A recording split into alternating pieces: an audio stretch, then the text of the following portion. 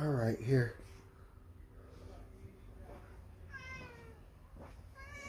Come on.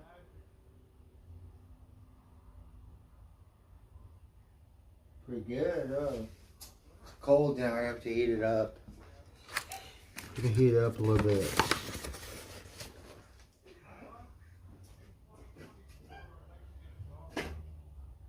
Are you hungry? Rosie just fed you, so just give me a minute.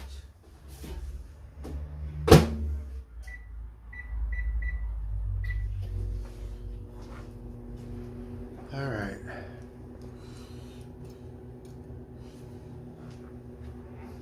What we did, forget, huh, Tiger? Yeah? Can I get my soda pop?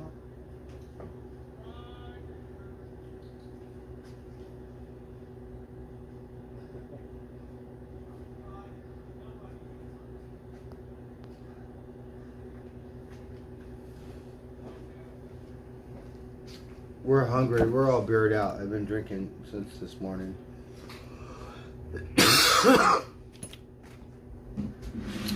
Now we're drinking Hawaiian Sun tropical iced tea. Oh, it's Hawaiian food. See, we got Hawaiian iced tea.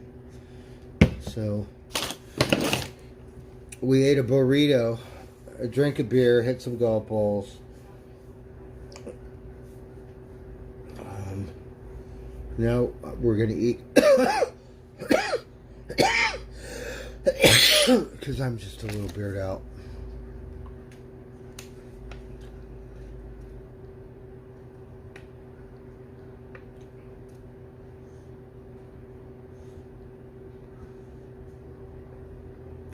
So this was a punk rock band that I saw. I saw Stumbling for Miles, right?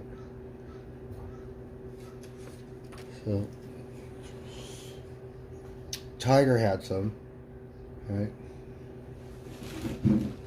Tiger, what do you think? Rosie said she just fed him, so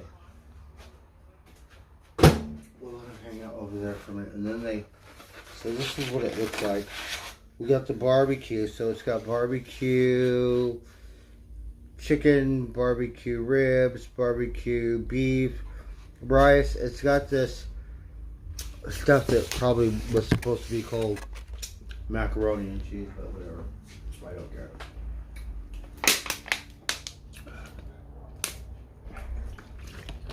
They give you lots of food. Last time we got this chicken thing, I took my old boss to get something to eat there for lunch.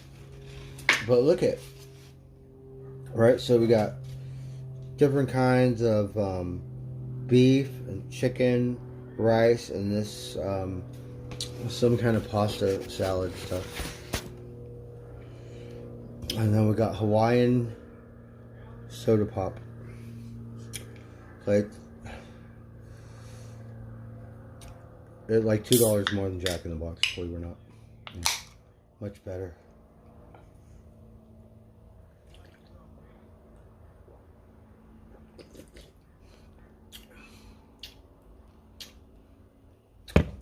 It just tastes like regular iced tea in a can. Alright, we're gonna watch some TV. We gotta say grace, give thanks for this wonderful meal. We had a wonderful day today. We really want to thank everyone. It's been a long day, right? We've been streaming since this morning and drinking, on and on. So now we're just gonna maybe watch TV for a minute. All right, amen. Oh.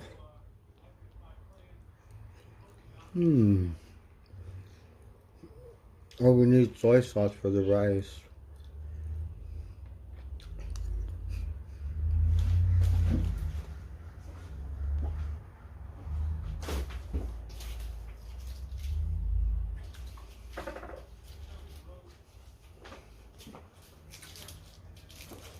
I have some. That's kind of neat. You eat the rice just by itself, like white rice. I like soy sauce on everything. Meow.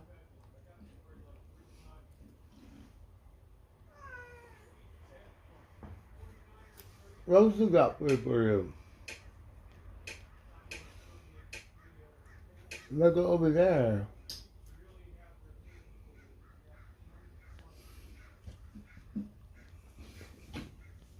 Mom and Crow's talking. Oh, meow. Alright, hold on. I think my husband paid about £10. £10. Absolutely no more. I think that it's worth between £2,000 to £2,500. Wonderful. Thank you very much for ringing. Really good marinated, huh? This is by one of the longest lived, Hawaiian. most productive of all With Jane Victorian Tiger. artists. This is Thomas Sidney Cooper. Well, not very difficult to tell that, but here's Painting. his signature and date. We're watching Antique Roadshow. 88. Now, Cooper was a rather unique Victorian figure for longevity, really. He lived to over 90, and he created a record which was that he exhibited a picture or pictures at the Royal Academy every year for 63 years without a break. And that is really an astonishing achievement. It's never No been soy equalled. sauce, I right? suppose it never will. Not right now. And what he painted, quite simply, Mr. Cooper, was two things. He painted cows and he painted sheep. And he painted sheep and he painted cows. And it always amazes me, rather, how the Victorians loved pictures of cows. Obviously, the tired Victorian businessman, after a hard day in the office, he went home and sat in his chair, and he really liked to look at a nice, peaceful picture of cows grazing in meadows. But Cooper was a very highly skilled and competent animal painter, actually. He trained in Belgium with an artist called Verbeekhoven, and this is a very good example of his work. You know, nice size. Hold on. Too big. We've got lots of chicken. Very big scale. Anyway, tell me how you acquired it. Well, this is actually my father's picture now. He remembers it hanging in his grandmother, my great-grandmother's apartment up in Covent Garden in London. And then back in 1961, he actually moved down to Devon to buy a farm. And she gave him this as like a farm warming present. And it's hung in the farmhouse ever since. Well, you might be surprised then to learn that Cooper is much in demand these days. There's a popularity of animal pictures, and certainly Cooper is one of the best Victorian painters of cows. And I would say in a sale now, this picture Most of the would make German at least kind of beef. £15,000. Whoa. I suggest you should put it down, in your insurance policy at £20,000. We certainly will. Yes. That is unreal. 20,000. All I know is we have got actually I'm guessing around $25,000. I've got a pair of them, right? And I've known about them ever since the early 50s, when my grandfather died, and passed them to my father. Right. You know about this coat of arms on the front, being that William and Mary. William and Mary. Yes, and there's the William and Mary cipher there, That's right. and the Stuart coat of arms around, and it's marked. As I understand, it's Francis Garfield. So they are barbecue chicken. It's They gave me a lot. 1691, and he was the Royal Goldsmith. And then on the back, it has another coat of arms, which We got lettuce Yeah. and beef. Yeah. Right? Well, do you know when they came into your family? I've got no idea. Really? I wish I knew. There's put the a lettuce certain and the way beef of telling, together. Because that coat of arms, the engraving on that coat of arms tells me that it is, frankly, no later than, well, let's say 1700, but it could be 1691. There's no reason why it shouldn't be. So, indeed, this, the most likely reason is that it is a gift from William and Mary to your family for doing something. What? I don't know. Well, it's, I was going to say it. They are in the most wonderful condition. The marks are mint. Their gilding is absolutely super. It stands on this lovely central trumpet foot, which is also marked, part marked, and it is just, or they are just, absolutely mind-blowing pair. I mean, it's been a long, long time since I've seen anything like this. Presumably you've got some idea of the value. Absolutely none. Really? No. They sit in the bank. They sit in the bank.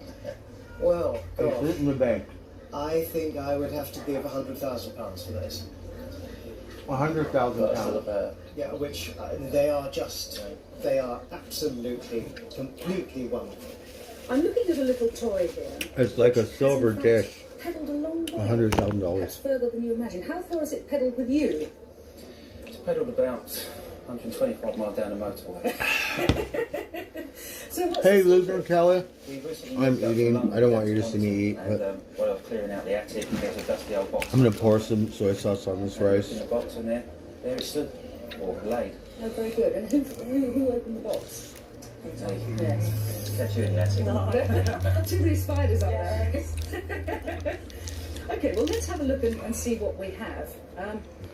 The figure here is clothed, he's dressed in cloth. His head is actually also made of cloth. It's a stiffened cloth, so it was put into some sort of stiffening, placed on a mould, and then painted. His arms, they're made of pressed brass from the hand up to the elbow here, and the leg from the toe to the knee, also pressed brass. And that's really not the way European toys were made.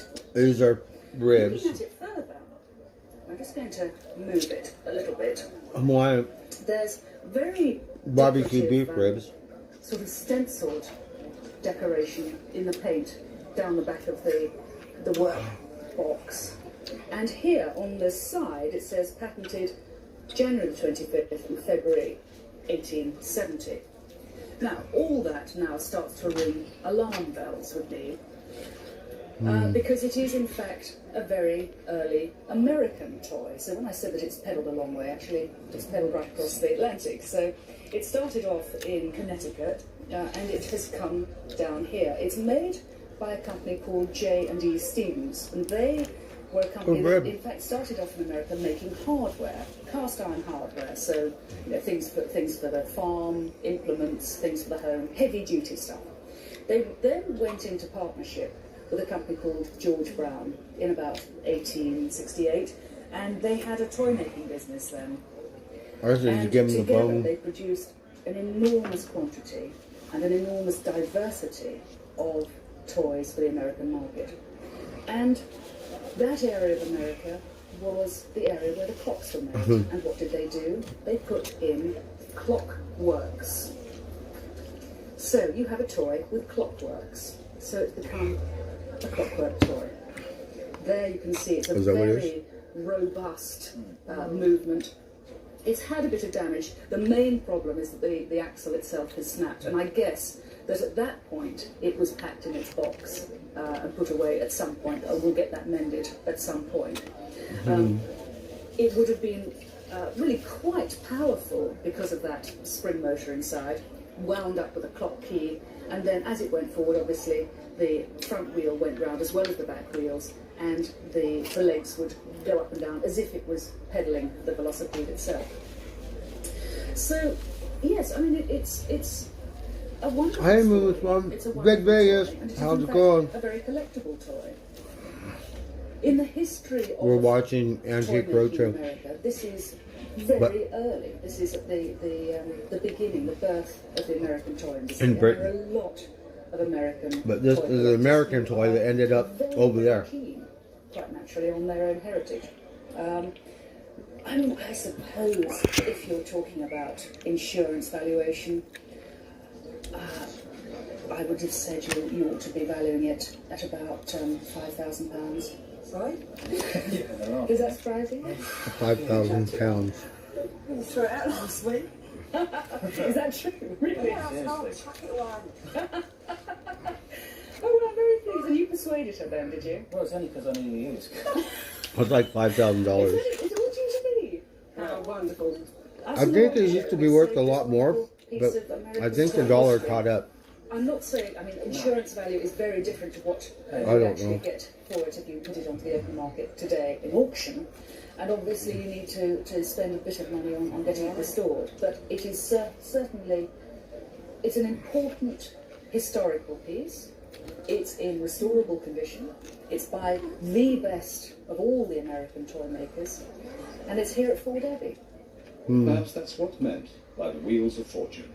Well, now it's going home time, and I'm sad to say we won't be coming out to play for a while because this An has old been the toy I last made programme from of the in current Connecticut. series and the end of my first season on the road show. It's been an For interesting $5,000. experience. On behalf of the whole team, I'd like to thank all the people who've come along over the weeks to join us and to show us their treasures. And if you'd like to know more about what we've been doing, what we plan to do, you can always check up on our website. Meanwhile, once again, thank you very much to Ford Abbey for having us. And until the next time, goodbye. Fallen Abbey. I like the American one. That one they got older stuff. Wait, is this one American? Maybe this one's American. They give you lots of food in this set. We got lots of chicken. A sci-fi audiobook by John Skolsky. What do you get when you inherit your uncle's evil supervillain empire? Explosions. Assassins. Spies. Who are cats? More explosions. More assassins. More spy cats. Volcanic layers and foul-mouthed dolphins. Did we mention the spy cats? Welcome, Charlie. This is weird as hell. Starter villain. Hawaiian food, yum yum. 3 teams are about A to barbecue. go into the ultimate Play-Doh competition. Oh God! Barbecue chicken. Oh my goodness!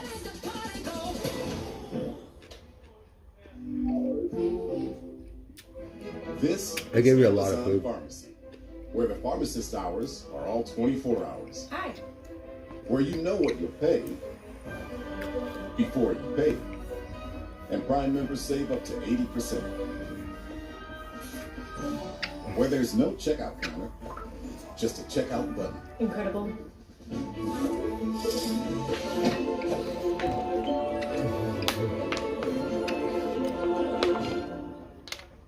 This October 10th and 11th, Prime Big Deal Days give Prime members exclusive access to 2 days of big savings, which means... So they have this Hawaiian. Prime Big Deal Days on now. I'm gonna save half this food. Look, I'm gonna eat all the macaroni.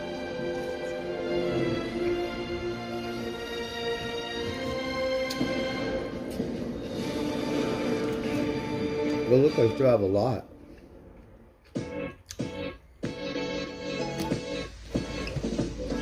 I'll give you a lot of food.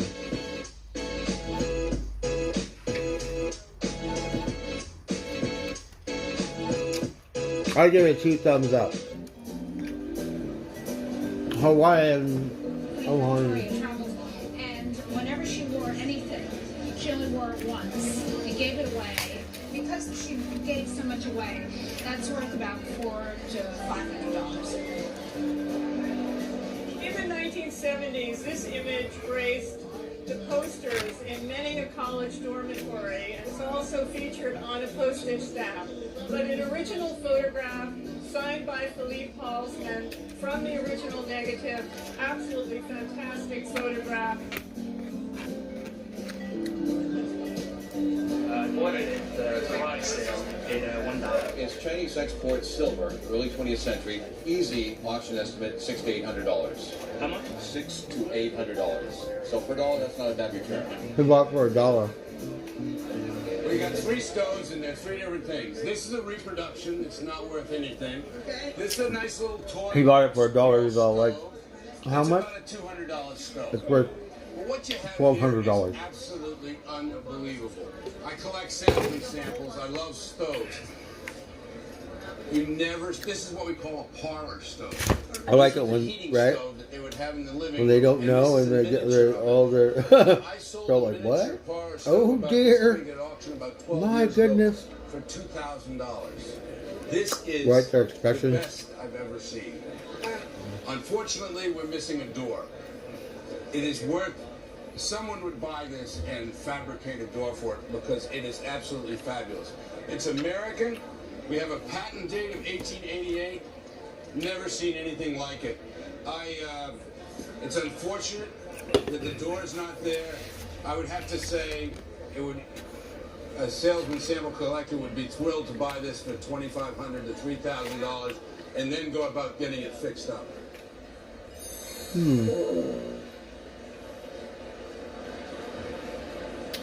This picture A sample had been parlor given to my said. husband's grandfather. In the early 1900s, he took in boarders. And this artist was one of his boarders. The artist's wife used to throw him out from time to time. Ah. He would board with my husband's grandfather. Right. So I believe that this picture was given in lieu of Rent. It's a work by T. Willis, who was an enterprising young man. He figured out that New York and Brooklyn was a port town, and so he started doing portraits of ships in silk. So we've got silk threads here, and we've got silk grosgrains at the top of the smokestacks, and then the hull of this ship, which is the Aquitania, is made out of velvet. And it's a remarkable piece. It is probably in a frame that Willis made himself, and it's one of the few ocean liners that he ever did. And the Aquitania, which was part of the Cunard line, steaming into New York Harbor. That's why you have these American flags here and here. And it's a beauty. It's a honey. This guy must have been in really bad trouble with his wife, because the value of this painting with the original frame would be worth something between $7,500 and $10,000. Oh my! $10,000. Oh my goodness! The artist, the guy's wife threw him out. He stayed with this lady's relatives, right? And gave him that painting.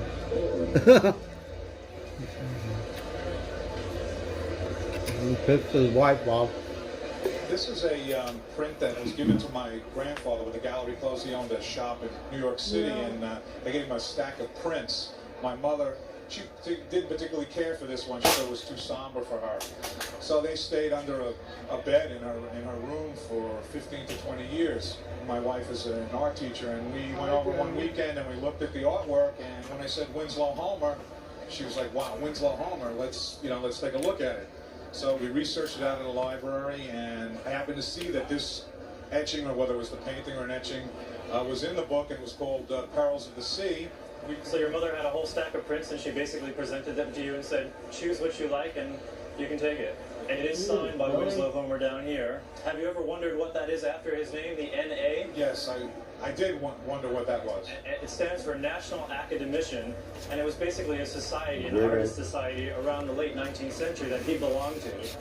It's so good I can't stop eating still it. centered in New York. And you can see that below here, the print is dated 1888, and it has the publisher's name there.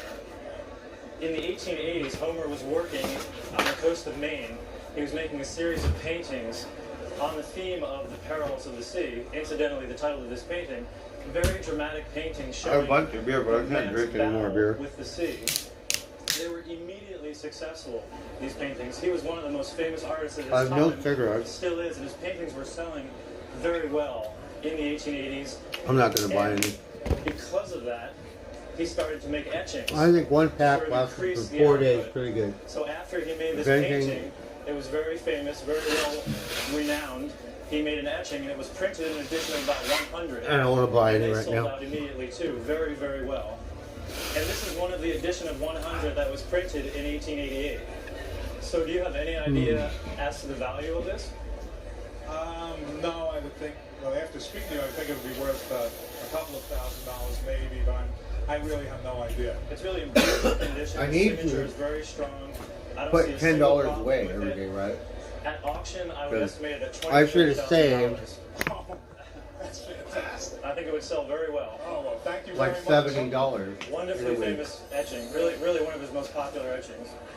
$20,000, $30,000. Wow.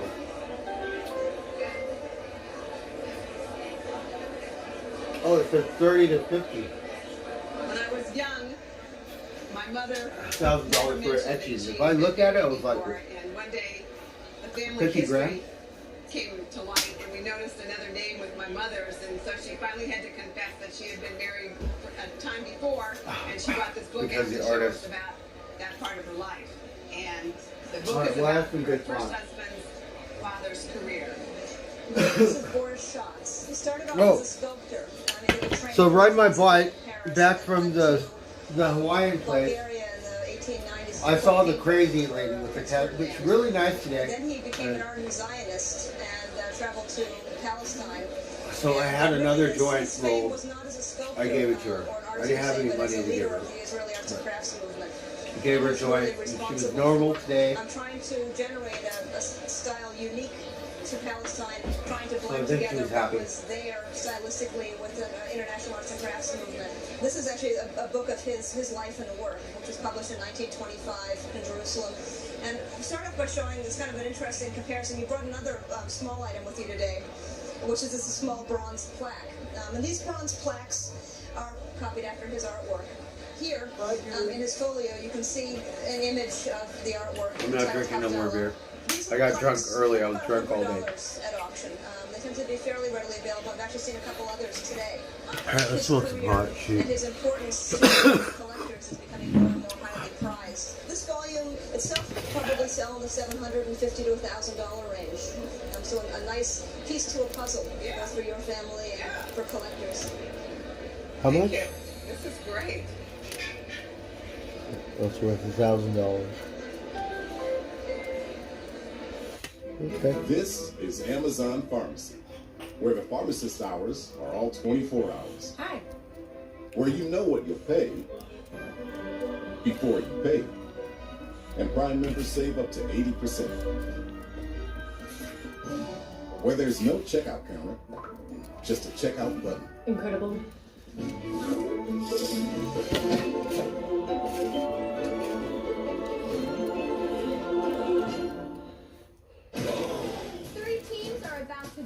How's everyone doing? Nino, Charlotte, Boom Swan.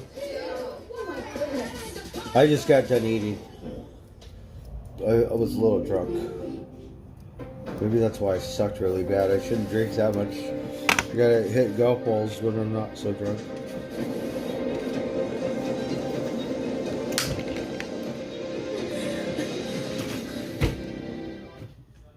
This October 10th and 11th, Prime Big Deal Days give Prime members exclusive access to 2 days so good. of big savings, which means you're kind of a Alright, the big varmint's got water, so. Prime Big Deal The Days, rest of October mine. 10th and 11th, only for Prime members. A football team is only as good as its quarterback. But a watching football team is measured by its wide receiver. You know, like a Fire TV. Watching football is a team sport. On an American Cruise Line's journey along the Columbia and Snake Rivers, travelers Columbia retrace River, the that's route on forged by Washington, Lewis and Oregon. Clark Snake River, more than I believe, 200 is years Utah. ago. American Cruise Line's fleet of modern riverboats traveled through American landscapes to historic landmarks, where you can experience local customs and cuisine. American Cruise Lines, proud sponsor of Antiques Roadshow. Grandmother inherited it back in the early 1940s, and it's been Tiger, around ever your since. foot's getting better, huh, I'm gonna tell you Tiger? a few things, because So he can walk a little I've been bit. holding them back, right? Poor thing. What you have is a circa 1765 Poor little varmint. Philadelphia folding table, which we call today a candle stand, because the top folds, but it was used to hold small things, and it's a classic table from the 1765 period. It has a dish top, this edge. It has this. Deb's this so bird nice. mechanism that I allows can't it to believe spin, which is kind of nice. she's donated that And much. this column, which comes from the That's classical really elements, sweet. this wonderful I column, appreciate this it, Deb. I know slightly you're compressed ball with a probably flare above, sleeping or coming down to something. these cabriole legs with these really articulated clown ball feet. Aren't they really naturalistic? They really are. You can feel the pulse of the animal. Oh, you have it with a ball on the foot. And if we tip this top up and look at the underside, Margaret, the underside and the base is really an archaeological site that's pretty much undisturbed. It's what we like to see as furniture appraisers. It has wonderful color, and there's a difference between the, see how light this is and how dark this section is? That's from the air, and it's darker here, where it's been exposed for 200 years. If you come down to this bird cage, Oh, wow. called the bird cage for the obvious reasons, right? And take out this little key. It's the original key.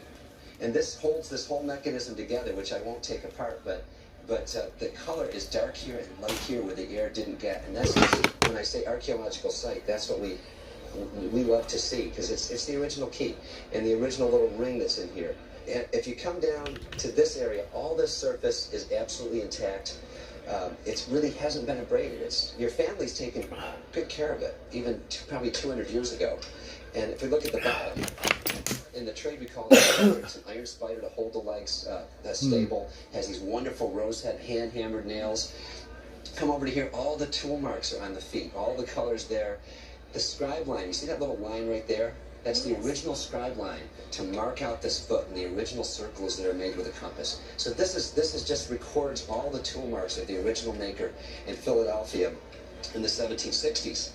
1760s. It's what makes It's talking about a people table. love antiques tick, you know, things like this. In this condition, with this stance, now probably fewer than 12 or 15 American candle stands with this type of shaft have clown ball feet versus pad. So you didn't know it was That's quite very that bad, interesting. right? No, I really didn't. Claw feet. One more thing about the condition, and then I'm going to tell you value. This top is absolutely original, as I said, but somebody brushed on something in the 19th century or the early 20th, like a linseed oil. You could see it coming over the edge, and they just thought that it must have looked nice at one time, but it's changed. So it's kind of changed and turned, and now it's alligator. Has it bothered you enough to think about taking it off or not? Take it off? No. No. You wouldn't. You'd leave it, right? I would leave it. Actually, that's what I would probably do with it. I'd leave it. But some people might think otherwise and might try to remove it carefully. If I had this in my shop, because of its rarity, I would put it. I would have a price of about $150,000. $150,000. I'm not kidding. It's a 100-year-old candle table. $150,000. Wow. So I can't believe it. Wow. Philadelphia candle stand, 1765. 150,000. Coming up, did this Japanese But it dog shows the hold price down? 10 years later. That one went down to 75,000. The other ones go up in price. New York continues right after this. We went to Oh, big a socks, private big sale. socks. The gentleman was elderly, and he turned out to be an Italian aristocrat. Big socks. And he was closing up his house and going back to the Italian Riviera. Baby socks. He had documents Baby signed by socks President eating. Eisenhower, so he knew some important official. What'd you pay for it then? Yeah, we're watching. $350. This one's It American. was in a corner on a marble pedestal, and we just fell Well, you in paid love. $350 Well, for one thing that this. identifies something about vase. this piece is particularly there's a distinct color to the blue, and the blue is quite black in certain points. Yes. And that's a peculiarity of a Japanese square called imari. And imari is not the place where this was produced. It's We're a gonna port where smoke it it. was distributed out of. It was made in Narita, Japan, and it was made between about 1680 and 1720 on this particular job. And these things were made pretty much exclusively for export from Japan to the West. They really didn't have a place in Japanese lifestyle. But they were actually quite expensive when they were made. If you look closely to the glaze in certain places, you'll notice that there's a crackle to the glaze. I know you like And that that, too. happens to come from the tension between the body of the vase and the glaze that's on it. One of the things about this form, this hexagonal form, it creates an enormous amount of stress on the body of the piece when it's in the kiln. Did you have any idea what the jar was worth? No, we had, when we got it originally, we got an appraisal, and they told us it was maybe $1,300. Baby style. Weird cat. 1976. Well, the value has come up quite a bit on a jar like this. This jar's worth between $8,000 to $10,000. Wow. 8 to 10,000? $8,000 to $10,000. The wonderful piece of 8 porcelain. to 10,000. The Japanese call these things brocade wares, nishikide yaki. And that's because these patterns resemble textile patterns that are around there. You know, in beautiful old Imari vase. Wonderful thing. $10,000. He bought it for $350.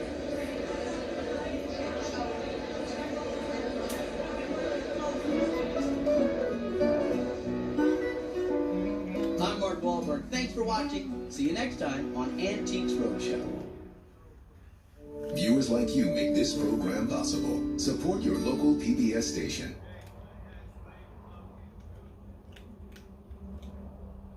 Well, Jim, here comes Santa Claus. That's right. Great toy for kids as well.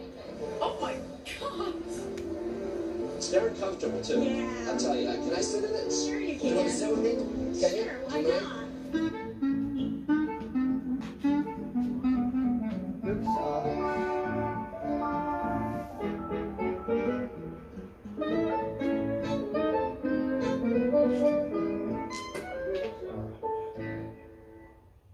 In 2001, Antiques Roadshow visited Indianapolis, home of the Indianapolis Motor Speedway and one of the most famous races on earth, the Indianapolis 500. Back then, we discovered this electric guitar covered in autographs by some of the most famous names in music. Has the value of this guitar sped past its previous appraisal? Let's find out in this fresh look at Indianapolis. I always thought I was the ultimate music fan until I met you today. And here we have this guitar, 150 signatures of some of the biggest names in music, everyone from Johnny Cash to Johnny Winter. And it took you 16 years to accrue these. Let's flip this over. How did you decide to do this? Why? Well, it's such a journey. When I got the guitar, it had been painted model paint by someone. And so I took it, stripped that off, carved the front of it, and cut 23 spaces along the center of the back. Right. Those got filled a lot quicker than I had anticipated, and it ended up where it is now. How'd you decide who to go after? There was no real rhyme or reason. People I appreciated and had them signed for that. We span everything from jazz to bluegrass to country to rock and roll. You see one here, fabulous musician, unfortunately no longer with us, Stevie Ray Vaughan. You said he was one of your favorites. 89. Yeah, he's How'd you get him? a really nice Who's guy. that? I had gone down to Louisville, which is fairly close, Right. and it was a general admission concert. I went down the night before Right. and was there first thing in the morning, not knowing when he would arrive. And it started snowing. His tour bus pulled up, and he invited me on. So then I'm there talking to him, and he's signing my guitar. Really, really nice guy. We've got Dizzy Gillespie down here. We've got Chick Corea, Peter, Paul, and Mary all together. Yes. It's a neat who's who. The way I would appraise this guitar is I'm looking at the fact that you have everyone from Bonnie Raitt to Don Was, John Denver. You have Timothy Leary, Yes. going back to the acid age of the 60s. Wow, Timothy Johnny Leary. Cash, Elton John, David Crosby, Aretha Franklin, Bill Monroe Bluegrass. Right. So when you take that breadth and width Feel like of musicians all 170 together autographs on and this put them into guitar. 150, it's amazing. A lot of them may not be rare, and each one of them separately may not be worth much, but you put them all together, and that is quite a grouping. Plus the fact of the time. I mean, how many hours do you think you spent on the road? I couldn't begin to tell you. A lot. I really enjoy it. And these are people who I've greatly admired. And it was a chance to actually get to meet them as well. Absolutely. So that's really the thrill for you, is that you get to meet these musicians. Right. So looking at all of this, I would put an auction estimate of a guitar for about $4,000 to $6,000. Wow. Thank you. 4,000 to 6,000. He's got so many autographs.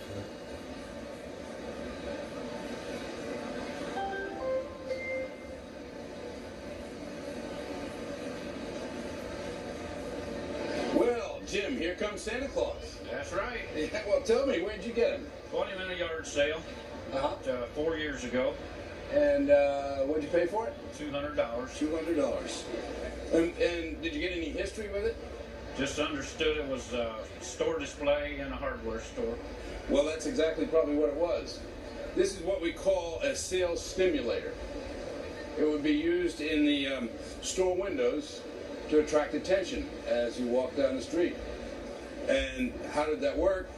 Has this clockwork motor here, wound that up, big strong spring, and this guy would just sit here and nod away all day long. So you'd be walking down the street, and you'd see this movement in the window, and you'd say, hey. And then I guess they figured you'd look at something else in the window too.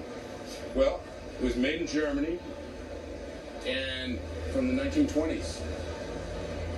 And it's really a lovely, lovely piece.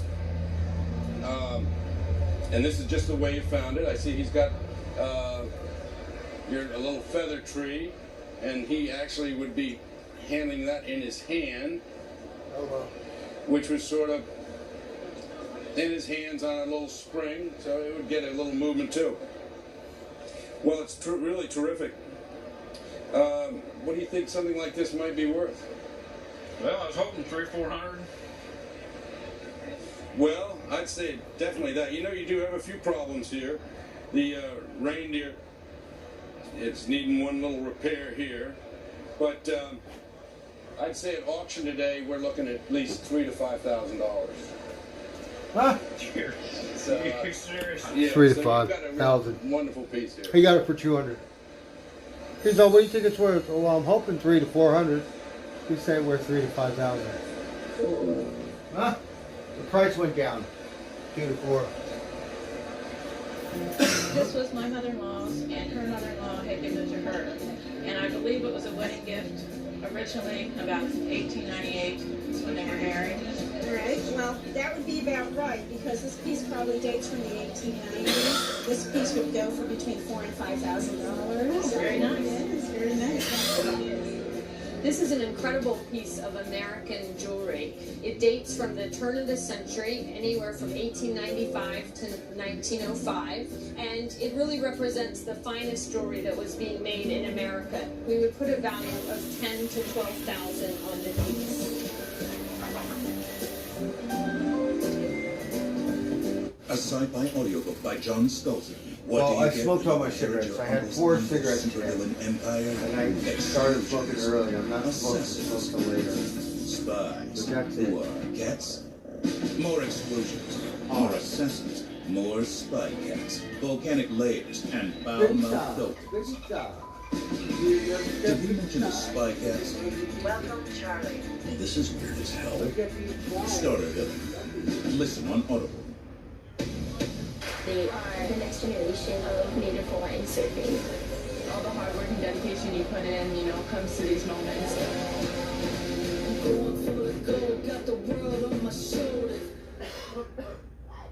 There are those who are willing to give everything, even if it means sacrificing their past.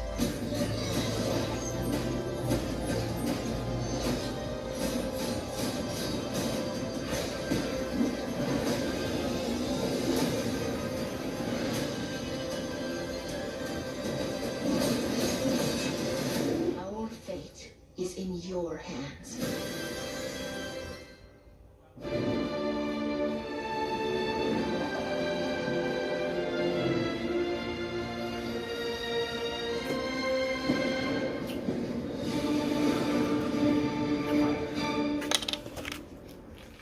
This October 10th and 11th, Prime Big Deal Days give Prime members exclusive access to 2 days of big savings, which means you're kind of a big deal. Prime Big Deal Days, October 10th and 11th, only for Prime members. I'm Jeff Lewis. I've pretty much always worked with celebrity clients. When I usually design houses, I immediately know what I'm going to do. They like that stuff party, man. Gorgeous lesbians. Tiger. So how's everyone doing? Hey, black and white. It's a great visual, good graphics all the way around. Oh, the color pack. I like the black ones and the Magnetic was everything. We saw medical quackery, medical this. Are you curious as to its Yeah, I like the black ones and what other color? $3,000 to $4,000 today. Great toy for kids as well. I don't know if they have the red or blue ones. But you got blue, yellow. Estate, and many years ago he bought that for my aunt as a gift. I like the black It's ones. great, and when people look at this, what you see right away is you see a St. Gordon's $20 gold piece. Yeah, I'm in The eagle on it. California, One of the so most coins ever made. And on the front you see Walking Liberty. it's a And gold most coin. It's a people believe huge that gold that's a coin. Gold coin. However, you know the little secret that it Oh, it opens up. It's a And watch. inside is a little watch. Now these watches were made by a few companies. This one is made by a company called Farluba. They're in Switzerland. They were one of the finest watchmakers for making wristwatches and watches like this. And what's interesting about these watches, you had to room 2 coins to make one piece because of the milling to make the door and the bottom plate. You have an idea what you think it may be worth? Have no idea. Never thought about it. No. Well, you know, as a They coin, put a it's watch in a maybe coin. $400 or $500. Remember, they ruined the coin, but as a watch, about $5,000. Oh my goodness. Yeah, and I think that's a very fair market value. Oh my. Yeah. Had no idea. Gold coin watch, 1930s. You've had this painting for a fairly long time, you said. About 20 years. About 20 years. Yeah. Where'd you buy it? Bought it at a local auction here in town. Is Just an estate sale? Just, yeah, it was out of an estate. Yeah. You pay a lot of money for it? At the time, it was $100. He bought this picture of a dog Carl Reichert. It's very clear. It shows that for $100. He has a very clear signature and very distinct signature.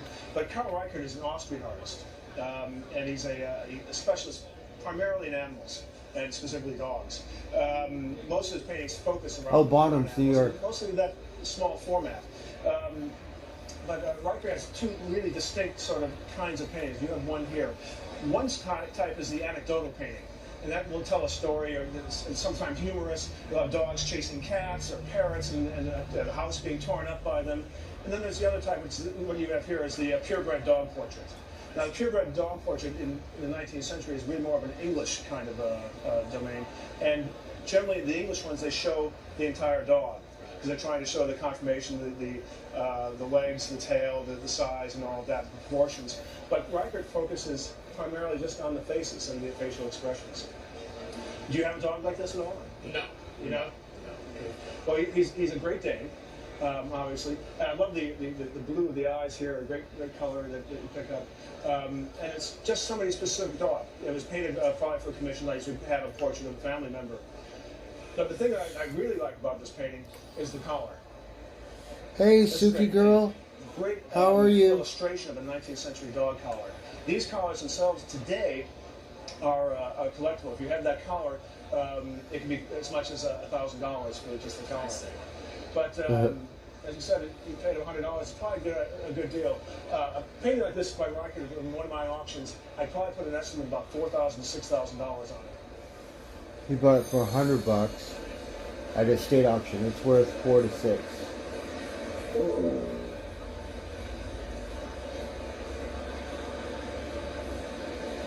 This coverlet came to my wife and myself from my mother-in-law about 10 years ago, and we use it as a wall hanging. And I understand that my wife's great-great-grandmother sheared the sheep, dyed the wool, made the thread, designed the pattern, and wove this all in the early 1850s. So that's the story that came down through the family. That's right. Okay, first of all, this is called a jacquard coverlet. Jacquard. The technology to make these kind of patterns was invented by a Frenchman, and they use that technology a lot in America. And you see a lot of coverlets like this in the Midwest, Pennsylvania, New York, pretty much all over the United States. And what they did was they would set their loom, and there was a set of cards at the top of the loom that would drop the heddles down in the loom so that they could do these real complicated patterns. Now, this particular one has a combination of linen fabric and wool. Where you see the blue, that's the wool, and where you see the white, that's the linen. And almost always they have a nice border, they have a nice cohesive design, and this one, of course, has a nice center medallion. And the other thing that's neat about these is that you have basically two ways to display it. And the thing I really like about this one, too, is that it has a finished border. And you told me earlier you've never had this appraised before. No. Okay. Like I say, it's just because it's sentimental value is the only reason that we're interested in it. But well, in today's market, a nice blue and white coverlet like this would sell for at least in this $800 to $1,200 range. $800 to $1,200. worth preserving.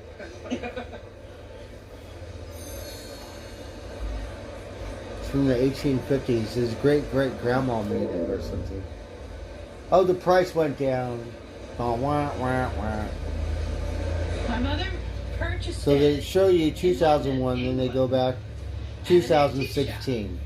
But now it's 2023. So. And they went on a holiday. This is the old... And that's where she found it. Well, I guess my next question 17, would be, 18, 19, 20, 21, 22, 23. Well, So she did, yes. that's And, 7 years. What were you told about the piece? Mother said that the dealer told her that it's Venetian glass and that this is enameling on top They thought it was from the late 1700s. Okay. Well, let me tell you a little bit what you have here. The first thing that you and I both had fun over is the size of this piece. This is just unbelievable in size. Now, once I get through the size issue on it, we'll get to the glass itself, which is Bohemian, or some say Mosier type glass, in the blue, which is an extremely desirable color, made in Austria, and in the last quarter of the 19th century, not 18th century, but in the 19th century. In the 19th century, they called them jewel caskets. Today, we call them jewel boxes or dresser boxes or vanity boxes. Okay. And the wonderful part about it, again, is the unbelievable size. And then we have nice enameling on top. And hey, Carola. do you have an idea of what this piece is worth, or do you know how much? I have no idea of what it's worth. Oh yeah, I gave him But some Mother treat. said she paid $100 for it. Oh, $100. Well, this today in a nice antique show or a nice shop would be $2,500 to $3,500. Oh my! Oh. Sherry Russell. Wow, that's wonderful. Thank you for coming to the show. Thank you, I appreciate it. Oh, how much was it? 25 to 3,500. That one went down. On air, you run the airway. Hop on the mic with other music lovers and create your very own live radio shows, where you can build playlists and play over 100 million songs from the Amazon Music Library. Drop your unfiltered opinion and hear what your community has to say in real time. Everyone has a voice here and can earn rewards for just doing their thing. So grab the mic and put that unbeatable music taste to good use. Join the conversation on air. The North Shore of Oahu is the mecca of surfing. Oh, this is about Hawaiian girls. For themselves. We're all friends on the land, but like as soon as we are in the water, it's make or break time. We are the next generation of Native Hawaiian surfing. All the hard work and dedication you put in, you know, comes to these moments. Surf Girls, Hawaii. Oh, we should watch that one. Right. Alright, let's just chill Find out. some inspiration? Take a screenshot and open the Amazon app. Tap the Amazon Lens camera icon. Click that big yellow button to upload a pic.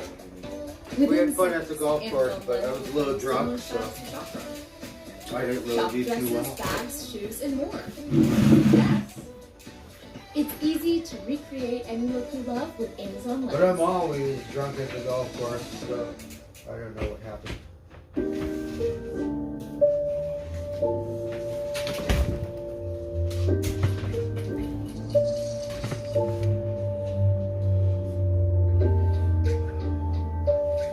We're just gonna chill now.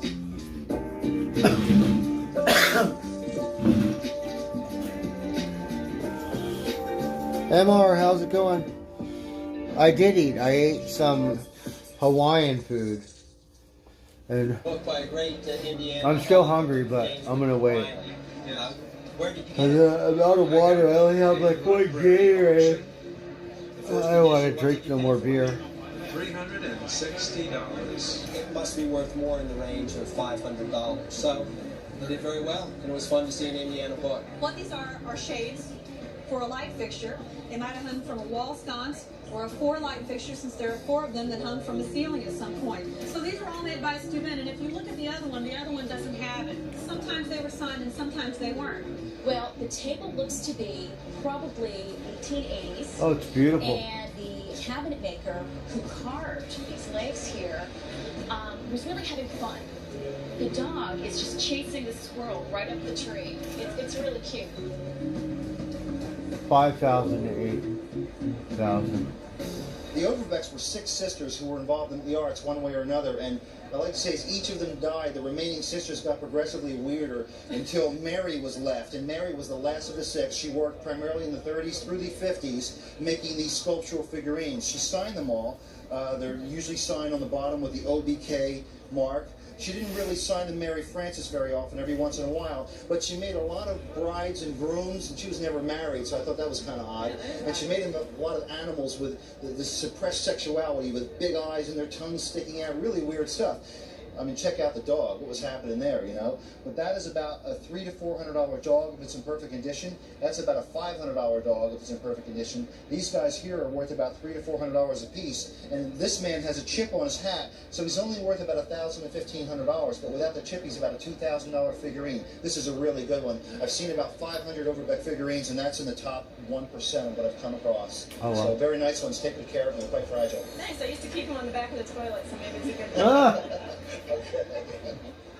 Well, my grandfather purchased this near Swindon, England, at an antique shop around 1950. Hey, Wilkin. Cheers. I'm for the Air Force. not drinking. And that's about all I know. My grandma Has anyone had it ever since. seen What'd your grandmother say about it? She didn't say very much. She just asked me to take it Movie to the show and see Megan? what you guys would say about it. It's actually, I this have was not. made in India. Okay. And it's a type of weapon that's called a shamshir. And it's a hunting sword. And the work on this sword is called Koftgari work. And what it is it's an iron hilt that's been Hunting inlaid with sword. gold. And at the pommel, the end of the sword, there's a parrot there. And right above it is a little goose's head Oh, on wow. top of it. And then all floral work has been, inlaid in gold over the surface, including a rather lengthy inscription. Wow, that's how on there. beautiful. And the And gold. inscription is a poem in Persian, but it's a beautifully made sword. If you also look at the blade, you'll notice that the blade has a fine grain in it that they refer to as Damascus steel or wadded steel. And if you had that polished a bit more, you could actually see the grain much more pronounced than it is. Could use a good oiling and a cleaning. What do you think it was worth? I'm not sure. Well, knowing my grandpa, he never would have paid more than $10 or $20 for it. Ah! So, I don't think it's worth that much. Really? It's worth about $3,000. These kind of swords are very, very Oh, how popular. cute. It's a little kid. Because A they begin to grandpa's understand sword. the complexity of the way Hey, these Carol. blades were made and the workmanship, involved. Oh, And- thank you. I'm and they're about just ready to go to very, bed, very too. Fine quality pieces of work.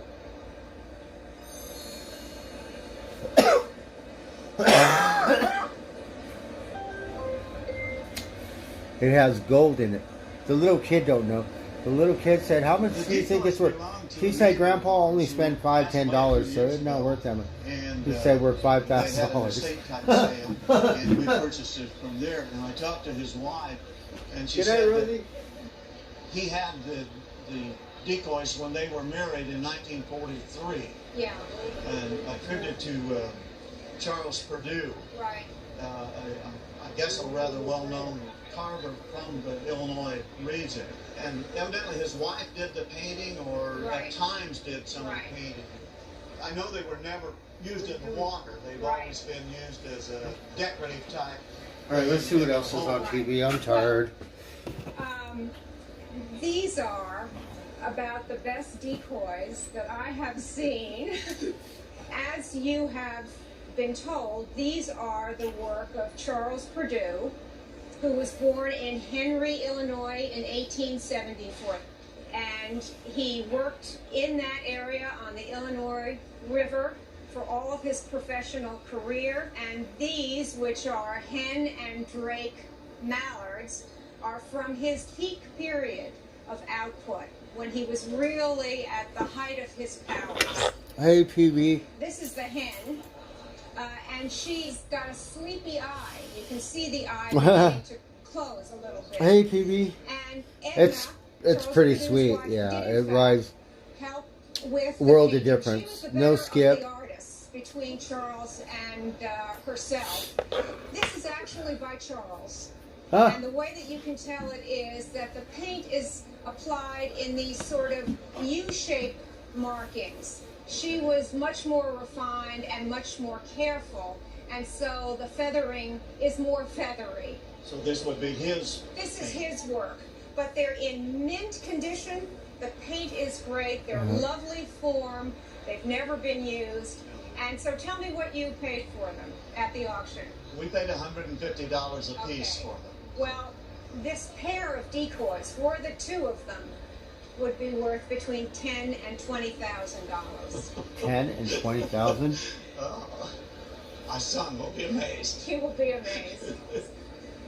Sitting pretty, as we say in the duck business. Yeah, that would be nice. They're wonderful. Wah, wah. Oh, it's the same price. That one didn't go up or down. Time to spare? Maybe someday. Tonight, Panera. Solving crunch time and dinner with one easy swipe. That's big. Freshly prepared with clean ingredients. Panera. Every franchise wants Yes, greatness. for sure. Barry Sanders. I started drinking early today. So. He's an icon, legend. He would have owned the NFL record had he not retired. There are a lot of conspiracy theories. What could have happened? You'd have to ask him.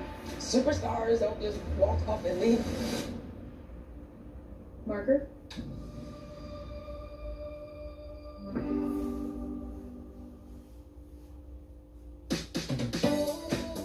See a style you like? Find some inspiration? Take a screenshot and open the Amazon app. Tap the Amazon Lens camera icon. Click that big yellow button to upload a pic. Within seconds, Amazon Lens will show you similar styles to shop from. Shop dresses, bags, shoes, and more. Yes! It's easy to recreate any look you love with Amazon Lens.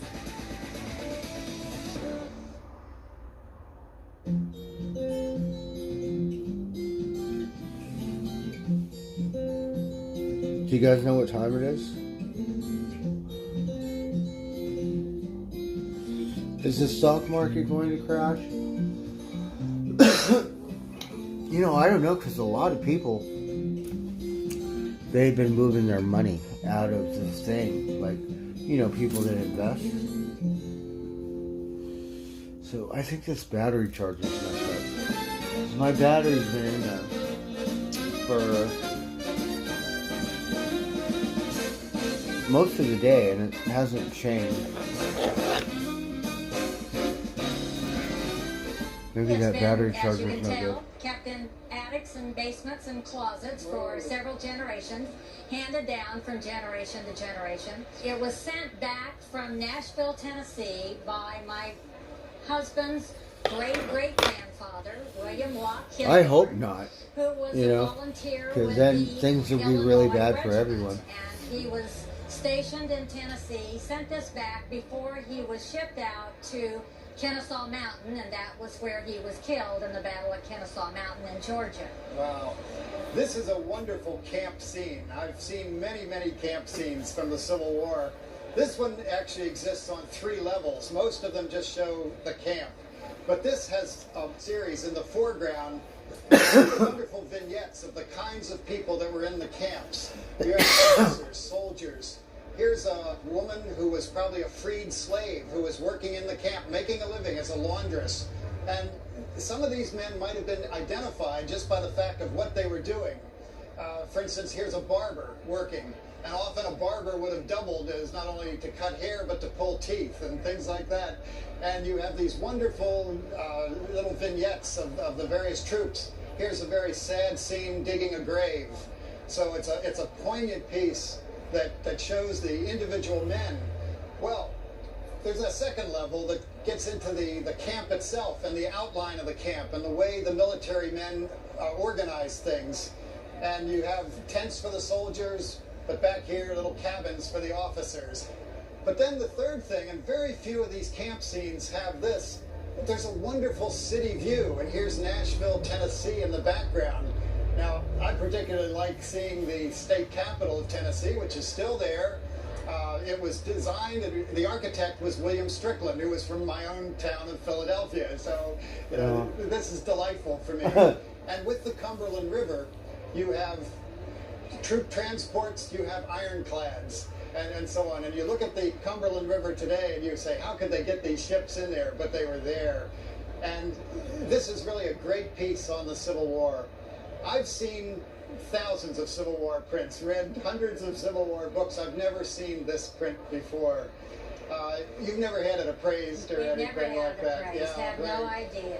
Well, this one is badly stained, and it's really, it's missing a little section here and everything. But even with that, if I would consider just as is, a fair market value of this would be about $900. Oh my goodness, much more than $1. Oh yes. Right, Oh, yeah. you bought it for $1? If I had it cleaned and everything, I'd say $1,800 would be a fair price because it's Illinois history, it's Tennessee history, and it's a wonderful thing. Oh, thank you. $900. But you bought it for $1. Grandma bought it for $1.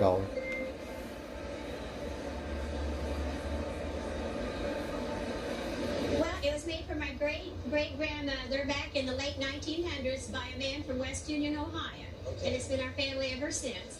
Well, what I like about this piece is that it has a personality. It's way beyond a piece of furniture. It really is a folk art, right? It's really a creation. Someone made this to impress and to show off their skills, to show that they could do inlay. And these acorns in England, they symbolize strength.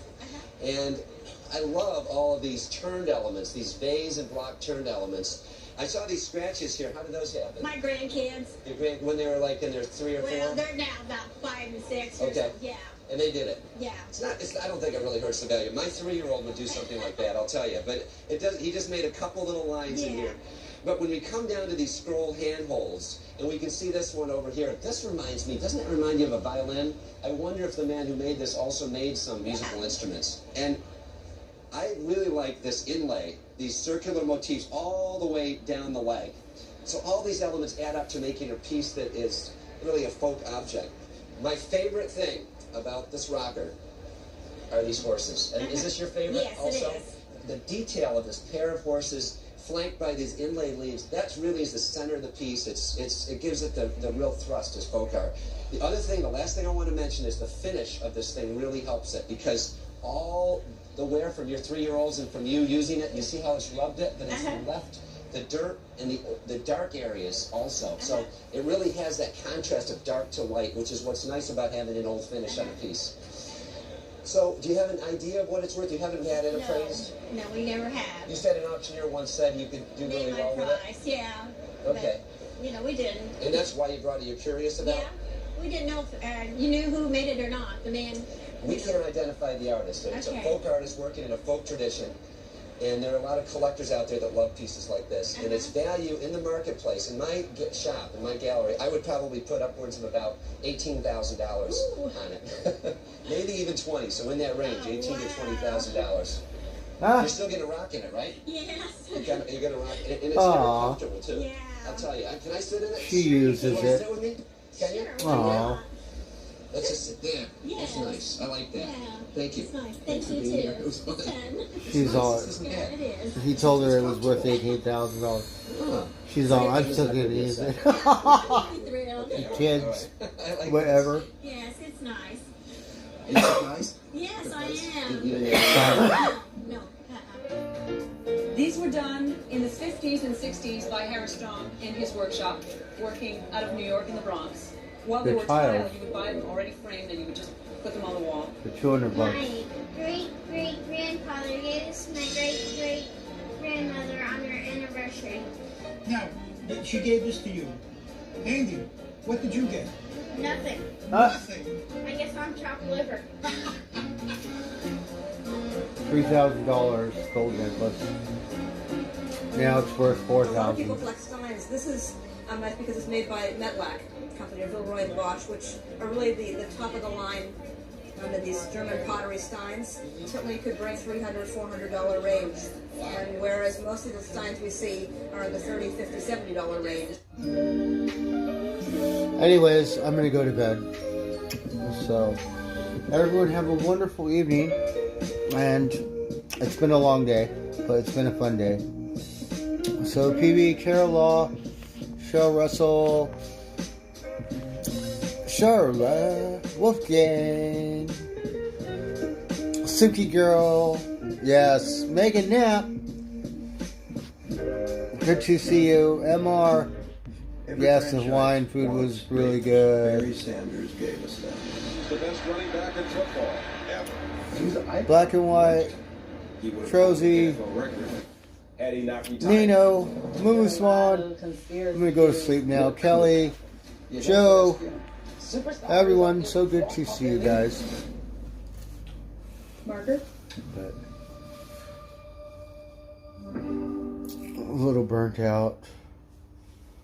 Wagon train, yes, Amazon Pay it's lets you dark. quickly and securely But check out at tens of thousands of sites worldwide using the information and payment methods stored That's so I in your could see, Amazon wallet. because if the light's on, it's hard for me to see.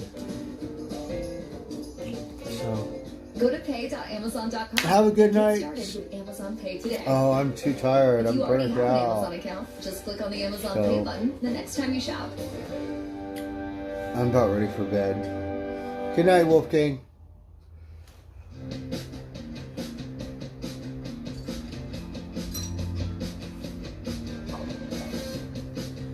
Yes. So everyone, happy Sunday. And have a good night. Oh, look here. We could put my light on. So...